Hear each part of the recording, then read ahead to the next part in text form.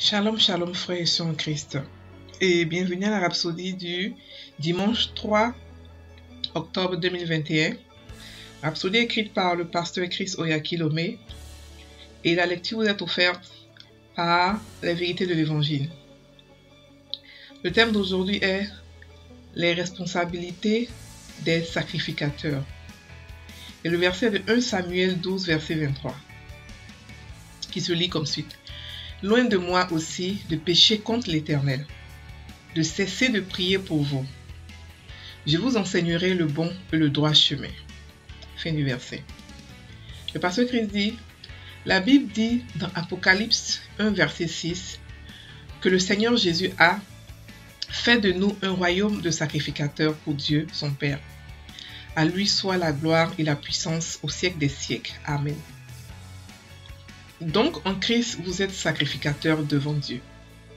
Chacun de nous occupe cette fonction aujourd'hui. Et il y a des responsabilités liées à cette fonction. La première responsabilité des sacrificateurs est de rendre ministère au Seigneur. Lorsque Aaron devait être consacré sacrificateur, Dieu dit à Moïse, « Fais approcher de toi Aaron, ton frère, et ses fils, et prends-les parmi les enfants d'Israël pour les consacrer à mon service dans le sacerdoce. » Exode 28, verset 1. Mais comment devons-nous rendre ministère à Dieu en tant que sacrificateur? 1 Pierre 2, verset 5 dit, « Et vous-même, comme des pierres vivantes, édifiez-vous pour former une maison spirituelle, un saint sacerdoce, afin d'offrir des victimes spirituelles agréables à Dieu par Jésus-Christ. » Nous n'offrons pas des taureaux et des boucs comme ils le faisaient dans l'Ancien Testament, mais des sacrifices spirituels, l'hommage de nos lèvres. Osée 14, verset 2. Alléluia. Deuxièmement, les sacrificateurs font connaître la parole de Dieu. Lorsque Jésus a donné la grande commission dans Matthieu 28, verset 19 à 20, c'était pour nous les sacrificateurs de Dieu. Il a dit, « Allez, faites de toutes les nations mes disciples, les baptisant au nom du Père, du Fils et du Saint-Esprit, et enseignez-leur à observer tout ce que je vous ai prescrit. Et voici, je suis avec vous tous les jours, jusqu'à la fin du monde. Amen. » C'est à vous de faire de ceux qui sont dans votre monde des élèves, leur enseigner les choses de Dieu et la vie du royaume, leur faire accéder aux principes fondamentaux du glorieux royaume dans lequel nous avons été introduits. La Bible dit dans Malachie 2, verset 7, « C'est le travail des sacrificateurs de leur apporter la vérité. Les gens sont supposés se tourner vers eux pour recevoir l'orientation. » Fin du verset.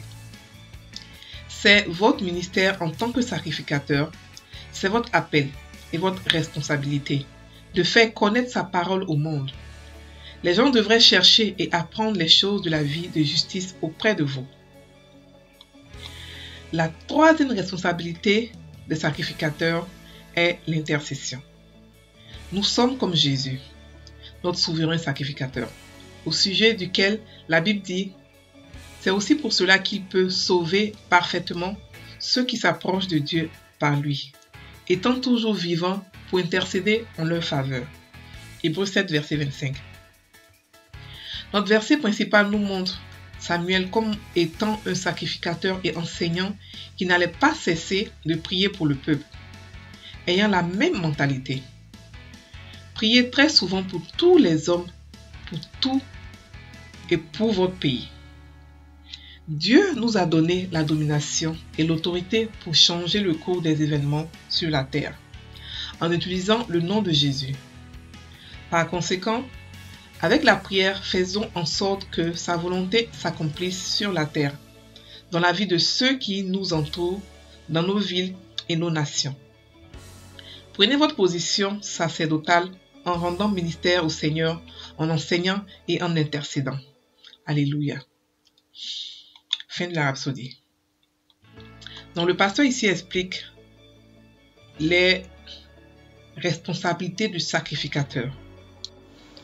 Le pasteur explique les différentes responsabilités du sacrificateur. Et il en a cité 3. La première responsabilité, ce sont les sacrifices que nous devons apporter à Dieu en tant que sacrificateur. D'abord, il nous explique que Apocalypse 1:6 nous dit que Dieu a fait de nous un royaume de sacrificateurs. Donc, nous devons savoir qu'est-ce que le sacrificateur, qu'est-ce qu'il fait, quelle est sa fonction. Il nous explique ici que nous avons 3 fonctions en tant que sacrificateurs. Et que nous sommes tous des sacrificateurs. Nouveaux-nés chrétiens, anciens chrétiens, toutes sortes de chrétiens sont tous des sacrificateurs. Voilà, la première responsabilité en tant que sacrificateur, c'est des sacrifices à Dieu. C'est ce qui est évident. Mais quels sont ces sacrifices? Les sacrifices en tant que sacrificateur, ce sont des sacrifices de nos lèvres, l'hommage de nos lèvres, c'est-à-dire que des louanges à Dieu, des prières. Et ici aussi, il a dit quelque chose de très important. Il a dit dans 1 Pierre 2, verset 5, d'offrir, il a dit, et vous-même, comme des pierres vivantes, édifiez-vous pour former une maison spirituelle, un saint sacerdoce, afin d'offrir des victimes spirituelles, agréables à Dieu pour Jésus-Christ. Donc nos sacrifices, ils sont de 2 sortes. Ils sont d'abord spirituels avec de nos lèvres, nos louanges, nos adorations et tout ça. Mais aussi, les personnes que nous touchons sont les sacrifices que nous offrons à Dieu.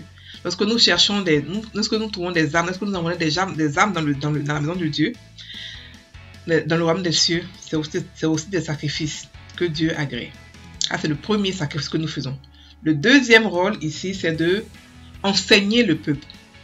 Enseigner. Il ne suffit pas de les envoyer dans la maison de Dieu sans les enseigner. Non. Ce que nous devons faire, c'est enseigner le peuple. Même si vous n'êtes pas enseignant, vous pouvez avoir dans votre église une structure qui aide les nouveaux venus, les nouveaux nés chrétiens et tout ça. Donc, ce que nous devons faire, c'est enseigner le peuple que nous avons envoyé. Et non seulement eux, mais ceux qui sont dehors, c'est-à-dire que les païens, les enseigner avec les principes de la Bible pour qu'ils puissent être édifiés aussi pour rentrer dans le royaume des cieux, pour rentrer avec nous. Donc, nous devons enseigner. Ça, c'est le deuxième rôle. Le troisième rôle, c'est de prier pour le monde, d'intercéder. La Bible dit que nous sommes comme Jésus. Jésus intercédait beaucoup. Il est le souverain sacrificateur et son rôle, c'est d'intercéder. Hébreux 7, verset 25 dit quoi? Que c'est aussi pour cela qu'il peut sauver parfaitement ceux qui s'approchent de Dieu par lui, étant toujours vivants pour intercéder en leur faveur. Vous comprenez? Donc Jésus intercède et nous aussi nous devons le faire. Nous devons intercéder pour les nations.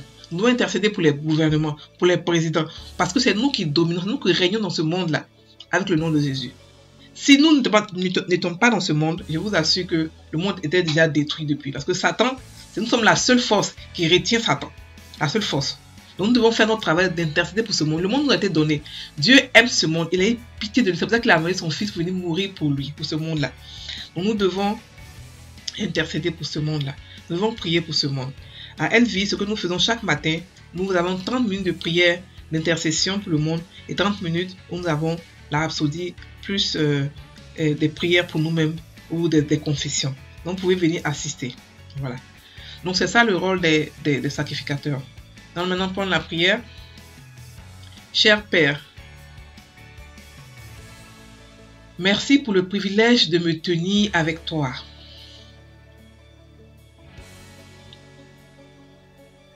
De me ranger de ton côté pour faire s'accomplir ta volonté pour les autres. Merci pour la domination et l'autorité de changer le cours des événements sur la terre en utilisant le nom de Jésus. Alléluia. Frères et sœurs, passez une très bonne journée. Sachez maintenant que vous êtes des sacrificateurs et que vous avez 3 rôles bien précis à jouer. Soyez bénis.